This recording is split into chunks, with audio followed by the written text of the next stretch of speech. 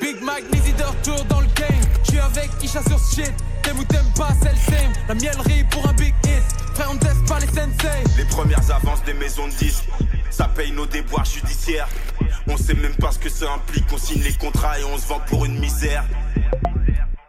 Mais quel beau lieu, quel beau cadre. On est bien là au soleil un peu. Quelle atmosphère, ça fait du bien. Comment ça va dans le monde de la musique actuellement, au niveau projet? Comment ça se passe un peu pour toi, Simeon, et pour toi, BBL? En tout cas, pour parler de plus la mielerie, moi et Louis, ça fait plus d'un an là qu'on a commencé à travailler sur un album. Donc on a pris plus ou moins un an pour capter un certain nombre d'artistes là, et donc c'était vraiment le focus de cette année. Voilà, on a commencé, comme tu dis, il y a un an environ, l'été passé. La première session, c'était donc Kaba Giko, Ouais. on a montré un petit peu là tantôt. Exactement. Ça a donné la première impulsion, puis on a eu beaucoup de chance en fait, parce que pour le nombre d'artistes qu'on a capté, en vrai, ça s'est fait assez vite, quoi. Tu vois, et quand on dit terminé, c'est qu'on a pu faire les enregistrements, la réal des morceaux, l'édition des morceaux. Là, on est en train de terminer les mix, on prend bien le temps en plus. Okay. Bien sûr, donc pour contextualiser donc, les gens, donc c'est un projet donc, sur lequel il y a plusieurs artistes, et donc vous vous occupez de tout ce qui est vraiment de production pure, réal, enregistrement, et on peut retrouver donc, comme vous l'avez cité, Giko et Caballero, que vous avez décortiqué dans la vidéo. Vous pouvez m'expliquer un peu comment ça s'est passé ce projet, comment vous avez collaboré avec les artistes, déjà qui a eu là-dedans, parce qu'il y a un bon paquet. Il y a un bon paquet d'artistes, donc on va essayer de tout dire de tête. Normalement on n'oublie personne, mais c'est une grosse liste. Donc il y a Caballero Giko, New Etiel Kid, Lomike Pablito, Pablo Casanova, Wadji Pablo, Richie. Wadji Pablo, Richie, Guti Wawa, Le Motif, il y a Jean Jas Taoussen, Saira, Asia, Sin, Massine. Il y a Ronnie, Nixon, Isha, Elinga Traffic, Trinity. Et au niveau de la dynamique de travail, c'était intéressant parce qu'en fait, la plupart des artistes, on les connaît. Soit on a déjà bossé avec eux ensemble, soit séparément. Soit on se connaît fatalement de nom. Par exemple, Caballero Giko. Donc Simeon avait pas mal travaillé avec Giko. Moi, j'ai jamais bossé avec Giko. Moi, j'ai beaucoup travaillé avec Kaba Gigi. Simeon, un peu moins. Particulièrement. Pas avec que Kaba, en tout cas. Pas que Kaba, non, on avait fait quelques tracks sur A.F. Finzer. Et là, les captés à deux, c'était super intéressant parce que eux deux n'avaient pas travaillé ensemble non plus. Et même le but du projet, c'était pas être trop évident sur les feats. Parce qu'on aurait pu mettre forcément Kaba Gigi. Et on s'est peut-être dit que ça aurait donné d'office bien à deux parce qu'on sait ce qui va à deux, mais on a essayé de jouer plus l'effet de, pas de surprise, mais de prendre des gens auxquels tu t'y attendrais moins directement. Ouais. Quoi. Ils ont tous joué le jeu, ils sont arrivés en session carrée, vraiment défendu le son, comme si c'était pour leur projet quelque part, parce qu'ils auraient pu le faire en vite fait, mais ouais, tout le monde a été super pro. Et vous, qu'est-ce que vous en avez tiré comme expérience du coup? Parce que c'est quand même un beau package qu'on vient de citer là. Quand vous prenez du recul, vous vous dites putain, mais il y a des trucs qui sont améliorés, il y a des trucs qui ont changé. Déjà le temps que ça prend, on a négligé plein de petites étapes, soit un petit imprévu, une personne qui va pas être là, puis il y a eu le Covid pendant la préparation, donc ça n'a pas aidé au niveau des rendez-vous, des gens qui étaient moins dispo, et tout ça, la logistique. On devait partir peut-être quelque part pour faire des choses. Pas possible de se déplacer. Parce qu'on respecte toutes les règles. On respecte évidemment. C'est ça, bien sûr, et les 40 artistes dessus aussi, tu te doutes bien que... c'est... Une des choses, c'était... C'est vrai en plus. Non, on respecte les règles du coup. Qu'est-ce qu'on a pu apprendre? Mais je pense que comme tu dis, le temps que ça prend, l'énergie que ça prend. Globalement, ça a pris quand même. Ça a pris un an. Après, franchement, je trouve que c'est la durée en général plus ou moins standard de création d'un projet. Et là même, je dirais pour un projet comme ça, on a eu franchement de la chance en fait. Parce que c'est souvent des projets qui aboutissent pas. Quand un producteur essaye de réunir plein de gens et tout ça, il peut se passer tellement de choses. Et là...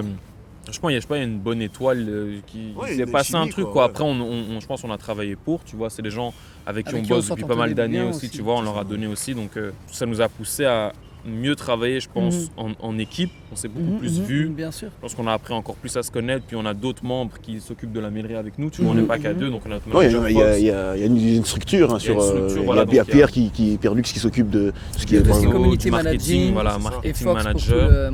Et puis Fox qui est le manager qui coproduit l'album avec nous. Donc c'est aussi notre premier projet en tant que producteur financièrement aussi. Tu vois, donc là on est de l'autre côté, on vit ce que vit les artistes. Payer un clip, payer le mastering. Et en vrai, c'est aussi des gros frères. Et ça vous a plu d'avoir justement cette mamie, cet aspect vraiment je pense qu'on va production on va préparer d'autres petites choses. Peut-être des projets un peu plus courts, peut-être à voir. Après, en tout cas, pas tout de suite, je pense. Non, d'abord, on se focalise sur d'autres trucs. En fait, c'était un double expérience, tu vois, parce que c'est super intéressant d'avoir la main mise, mais en même temps, c'est aussi une grosse responsabilité, quoi. Tu vois, quand tu te retrouves avec une vingtaine presque de tracks à mixer, c'est toi qui as le dernier mot, quoi. Donc, tu dis quand même, ok. Il y a une espèce de dans le pression. détail. Ouais, pression après, de c'est ouf. chouette, tu vois, parce qu'on se dit merde, attends, est-ce qu'on n'aurait pas mis le clap trop ouais, fort voilà, quand on l'écoute tu vois, sur nous, Spotify, là, tu vois. on est aussi un G-son, donc on se prend quand même bien la tête. Mais franchement, dans l'ensemble, en plus, on a eu des bons retours, tu vois, et vraiment d'amis, mais aussi de gens qui nous ont découvert avec ce projet-là et tout ça. Et puis, on a commencé à être plus présents aussi sur les réseaux, tu vois. Dans 5 ans, vous pouvez faire ça avec, pourquoi pas, à l'international. Mais c'est Clairement. évidemment le but. En fait, c'est pas une carte de visite, mais l'album aussi, il peut servir de « Ah ok, ils font ça ». Et évidemment, si le futur, ça peut être J Balvin, Young Thug, Travis Scott, évidemment, on sera là-bas. Pourquoi pas. Pourquoi pas être aux States avec des conneries qui... Pourquoi pas, je dis pourquoi franchement, pas. il faut voir grand. Et donc, en parallèle, on va continuer, bien sûr, à placer sur les projets d'artistes qui sont sur notre projet, d'autres artistes aussi. Mais je pense que c'est quelque chose qui reviendra dans notre branding, en fait, c'est ça. Donc, la Mêlerie font aussi des albums. Ouais, bien sûr, des mais c'est projets. cool aussi, parce que c'est ça change, chouette de créer. comme tu dis, ouais. C'est chouette de créer. Ça change, c'est vraiment une autre expérience. Et puis, ce qui était très intéressant aussi en tout cas, moi, j'ai trouvé dans la création du projet, c'est que souvent, non, vraiment, on a réussi à avoir la track qu'on imaginait avant de la faire, tu vois. Donc, on voyait telle ou telle personne sur tel instru. Souvent ça Nixon, passait. on voit bien un banger, franchement, ça, où ils font du passe-passe, puis on leur propose, ils disent ouais. Où vous voyez la finalité de la Mêlerie d'ici l'avenir le dira plus précisément, mais je pense qu'on n'est pas limité à... Pour l'instant, c'est clairement moi et Louis en termes des artistes présents dans la Mêlerie, parce que c'est nous qui avons créé, donc on pourrait même être genre CEO aussi de la Mêlerie. Pour l'instant, c'était juste créer le fait que moi et Louis, on bosse blindés ensemble. On crée un nom autour de ce duo, quoi, de fait de créer moi et Louis. Et puis, peut-être l'avenir, si on a un guitariste dans la Mêlerie, pourquoi pas, tu vois, on verra, d'autres producteurs, des artistes, s'expandent en tout cas. Et puis, pourquoi pas essayer d'aider aussi d'autres producteurs, de créer un peu une communauté autour de tout ça, quoi, tu vois. D'entraide et de se développer ensemble, en vrai. C'est ça, tu vois, mais donc je pense qu'à terme, on sera d'office les deux fondateurs pour toujours de la Mêlerie, mais je crois que c'est une marque en fait. Tu vois, c'est pas tellement juste Siméon et moi la Mêlerie. Ce serait cool qu'à terme ça devienne vraiment un label de qualité, un label de ok, si c'est via la Mêlerie, comme on dit, on a eu une carte de visite, c'est ok, on s'attend à un certain standing de prod, on s'attend à un certain standing de mix, tu vois. Alors, des critères bien définis. Voilà, une marque en fait, tu vois, plus que vraiment nous deux en tant qu'artistes. Enfin, en tout cas, moi, c'est comme ça. Moi, ça me rappellerait un peu, pas qu'on se soit inspiré, parce que ça s'est fait à la même période, mais Cactus Jack, ce qu'ils ont fait récemment. Okay. Donc, Cactus Jack, c'est le label qu'a créé Travis Scott, dans lequel il y a, je pense, Don Toliver, Sheck West. Sheck West, c'est possible. Chase B. Je sais pas exactement qui sont c'est dans... Je sais pas c'est qui, mais il y a cette couleur, couleur, en fait. Ouais, voilà, exactement. Tu reconnais Travis, il y a des gens qui vont dire que Don Toliver, ça ressemble à du Travis, tu vois. Et en fait, ils sont ensemble sous Cactus Jack, donc il y a quelque chose de logique. Comme Young Thug aussi récemment, il sort son album YSL, donc Young Stoner Live, je pense. Et dedans, tu as des artistes tels que Lil Kid ou Lil Godit, et beaucoup de gens vont dire quand même ça ressemble à du Young Thug. En fait, c'est des gens qui bossent ensemble. Tu vois ce que je pense que Gunna il est dans Young Stoner Life Records. Je pense qu'à notre échelle, ce serait plutôt en termes de production, c'est ok, ils sont signés par exemple, je sais pas, chez la Mêlerie. Donc on s'attend à tac de leur part, quoi.